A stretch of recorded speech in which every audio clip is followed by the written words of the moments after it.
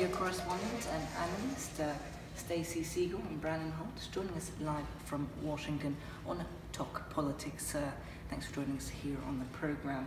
All right, so let's get straight away into the Republican side of the Super Tuesday, the wins for Trump and other candidates. We were talking about the Democrats after the break. So go ahead and tell us about the... Okay, well, it was very interesting results because some of it was completely obvious and expected. Everyone knew that Trump was going to win, which he did. But there were some surprises that people didn't expect. Cruz only actually won 3 states. He won Oklahoma, Texas, which was his home state, and he better win that state, and Alaska. And the interesting thing about Alaska was that he had Sarah Palin advocating him in Alaska, and so, you know, they thought regardless that she's not that popular there and he wouldn't be able to win, but he did win Alaska. It was also the most interesting that Trump did really well on some of these border states where there's a huge Hispanic population. If you look at Nevada, there's like 45% Hispanic. If you look at California, that actually had the largest Hispanic population of about 14 million Latinos. I think there's also a misconception in America that the majority of Latinos are immigrants. That's absolutely a misnomer and a falsehood. The truth is only say 10 to 15% of that entire Latino population is not an American citizen. So I think that when you look at the immigrants, they can't vote anyway. That hasn't even been discussed. They're not even eligible to vote because they're not U.S. citizens. And when you look at Nevada and New Mexico and these other states that have like 45% Latino population, those people actually, it was shocking that a lot of them voted for Trump. You had like 35% vote for Trump, about 24 for Cruz, and then about 21 for Rubio. So everybody was shocked because they thought because he was going to build the wall in Mexico that they were going to be, furious and never going to win the vote. A lot of the speculation about that is that the immigrants and the Latino population, they don't want the Mexican immigrants coming in and taking their jobs. I mean, think about it. It makes perfect sense. If you are an American Latino citizen, you've got jobs maybe in construction or the fields or, obviously some of them are like house cleaning and more menial jobs that other Americans don't want to do. But the truth is that these immigrants, the Mexican immigrants that are coming across the border, are more likely to take their jobs. So I do think there was a surge in support for Trump that was completely unexpected and shocking. So, there were a lot of interesting things that transpired about the actual Super Tuesday. Well, I would say that in terms of predictions, everybody thought Trump's going to win every state but Texas for obvious reasons. Cruz's home state. However, he also won Oklahoma. That was a little bit of a surprise. And he won Alaska, which nobody really saw coming. And no one saw Marco Rubio winning Minnesota. So although it was a good night for Donald Trump, his margins were lower than expected, particularly in Massachusetts. He's losing steam to what he's had. Now, it's true. He has a commanding lead. He's starting to pull away anyways. But it does show you that in some of the more moderate states, it's possible, at least for somebody like Cruz or Rubio, to hang in there at least maybe a month or so. Although, I mean, by and large, there's a clear front runner. Donald Trump is just flat out unstoppable by this point. Right. And March 15th is going to show that for sure, the next major step. That's right. But I think at this point, everybody's focusing on what's going to happen in the big picture in the general election. I think very soon you're going to see, more and more of the Clinton lead as we go along. If you look at a lot of the statistics and demographics, even from sources like U.S. News, CNN, Fox, Survey USA, Gallup polls, NBC News, I'm talking the most reliable sources in the country. When you look at their polls, especially from Gallup polls, which are super reliable, and the AP, you've got 10 of the most reliable. They're looking at Clinton getting as much as 52% and of the vote. I mean, that's huge. We're talking in, sorry about that. In undecided voters, you have a very small percent. When you're talking about the Electoral College, all that really is the census. So we're talking about the total population.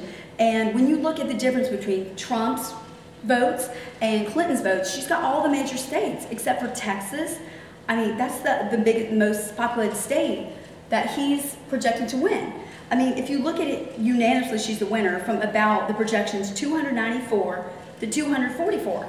And the biggest possible number of electoral votes is 538. So the minimum you have to have is over 270. So I mean, she's winning by a huge margin. I mean, it is going to be, he is going to call the rape crisis center. He's going to be in trouble. As I was going back to saying earlier, it's kind of very sad in how undemocratic the system is set up to be in the Democratic Party, with particularly superdelegates. Hillary Clinton is still probably going to win, but it may go a lot longer than people expect to. Primarily because although he lost a lot of states on Super Tuesday last night, the key distinction was, A, those were conservative states that were generally for Hillary to begin with. They were lock states. I mean, Vermont, sure, but Arkansas was a lock state for Hillary. She got less than Bernie did in Vermont anyways. Two, he was projected already to have those kind of numbers in Alabama, Georgia, Arkansas, I was saying earlier. But those numbers are inconsequential. They make up like 2%. So where he won, particularly, were in states that were actually Democratic. For example, in Minnesota or in Colorado. So it was showing that March 15th, and definitely afterwards, the key distinction is after March 15th, you have a lot of states that are favorable for Bernie. And once those go, he wins all of those delegates. He wins by 0.1%. He wins all of it. So the key thing is he can come right back storming in there once you have states like California, and once you have states particularly to fill out the Northeast, the Midwest, where Bernie, and the West Coast, where Bernie is winning. Again, that's going to be He's finishing out the South. The South, the Bible Belt, sure, he gets smoked. But you know what? That's over. The worst possible point of his campaign is off. The question is moot. I mean, you've heard that before. Because she's dominating him. You know, Super Tuesday was just an example. I think you know further and further, it's going to be a Clinton race. Vermont, and just a minute. We're talking, you know, she has large states that make up like a huge percentage of the Electoral College. States like California and states like New York, New Jersey, where they have like 25 members of the Electoral College of votes. We're talking, you know, as much as... Bernie's going to win New Jersey. Well, it's not going to be Bernie. It's going to be Clinton. It's absolutely going to be Clinton, there's no question, versus Trump. I mean, absolutely no poll puts Bernie at any point ahead of Hillary to win the Democratic nomination. And obviously every poll in terms of, probability in terms of who would win based off of superdelegates is a different story than polls and who general voters want to win. Well, statistics don't lie, people do. And if you look at the actual statistics from the polls, Trump is winning states like Tennessee, Kentucky, you know, South Dakota. So the primary things, such as superdelegates, which are completely undemocratic, allow in favor of Hillary, where you have endorsements.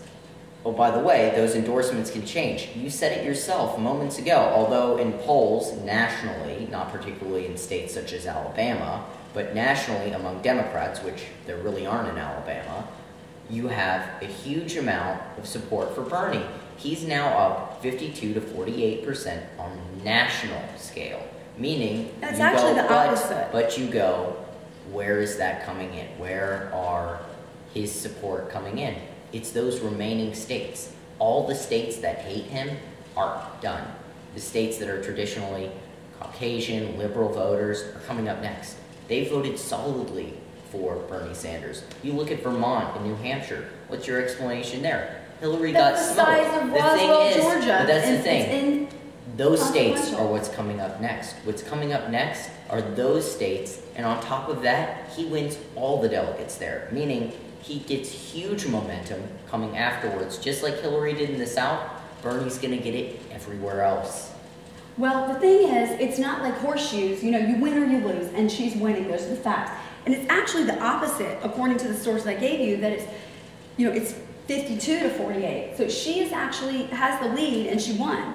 So everything else is going to be inconsequential. You know, places that he won, like, you know, these tiny states like New Hampshire and Vermont. I mean, you could put Vermont inside of this room. I mean, that is an itty-bitty sector of the population and has nothing to do with the larger vote. So I think it's an absolute, you know, it's a waste of time. I'm not to talk saying about him Vermont's winning. large, but the reason as to why is what's the remainder of his percentage? If a state such as Vermont makes up only so much, yet he has such a large national percentage. But not as high as she does. That's like being a little bit pregnant. The answer you know? is that he maintains leads in some of the upcoming Super Tuesday states that haven't been represented yet. On the 15th, we're going to find out for sure, but I mean, it's projected he's going to get But more he's than- winning handingly in the 15 states. All right, and when we come back, we're going to have more politics to talk.